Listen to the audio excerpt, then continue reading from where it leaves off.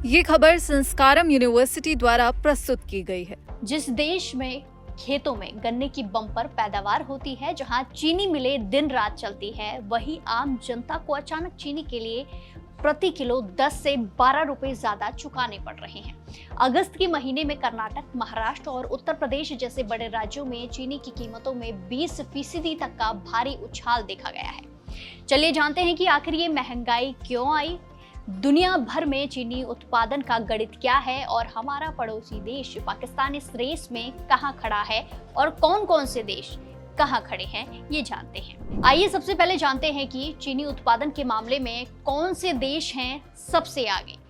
वैश्विक स्तर पर भारत की स्थिति की जानकारी लेते हैं। दुनिया में सबसे ज्यादा चीनी का उत्पादन ब्राजील करता है, जिसकी ग्लोबल हिस्सेदारी 23.5% है। इसके ठीक बाद दूसरे नंबर पर हमारा देश भारत आता है, जो दुनिया की 16.1% चीनी तैयार करता है। इसके बाद यूरोपियन यूनियन 8.3%, चीन 6.8%, थाईलैंड 6.1% और अमेरिका 4.5% पर आता है। वहीं अगर हमारे पड़ोसी मुल्क पाकिस्तान की बात करें तो वो केवल 3.8% उत्पादन के साथ साथ 7वें-8वें नंबर पर संघर्ष करता है और भारत के मुकाबले काफी पीछे है। अब जानते हैं कि जमीनी हकीकत क्या है। अगर आप बाजार में चीनी खरीदने जा रहे हैं तो उत्तर प्रदेश में इसके दाम करीब 65 से 70 रुपए प्रति किलो तक पहुंच चुके। महाराष्ट्र में भाव 51 रुपए 43 पैसे और कर्नाटक में लगभग 50 रुपए प्रति किलो के करीब बिक रहा है।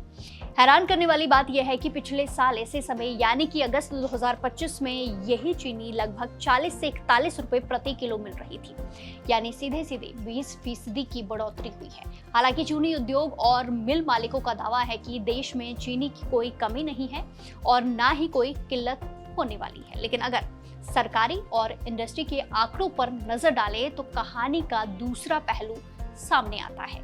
साल 2018-19 से लेकर 2023-24 तक भारत में हमेशा खपत से ज्यादा उत्पादन हुआ, जिसकी वजह से हमारे पास भरपूर स्टॉक रहता था। मगर 2024-25 के शुगर सीजन में ये समीकरण पूरी तरह पलट गया। इस दौरान देश में चीनी का कुल उत्पादन घटकर 261 लाख मीट्रिक टन पर, जबकि हमारी घरेलू खपत बढ़कर 281 लाख मीट्रिक टन तक पहुंच गई। यानी उत्पादन के मुकाबले खपत 20 लाख मीट्रिक टन ज्यादा रही।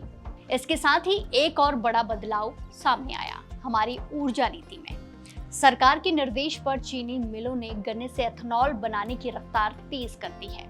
साल 2024-25 के सीजन में ही करीब 35 लाख मीट्रिक टन चीनी को सीधे एथेनॉल उत्पादन में डाइवर्ट कर दिया गया, ताकि गाड़ियों के पेट्रोल में इसकी ब्लेंडिंग की जा सके। इससे पहले 2023-24 में 24 लाख मीट्रिक टन और 2022-23 में 43 लाख मीट्रिक टन चीनी एथेनॉल के लिए इस्तेमाल की गई।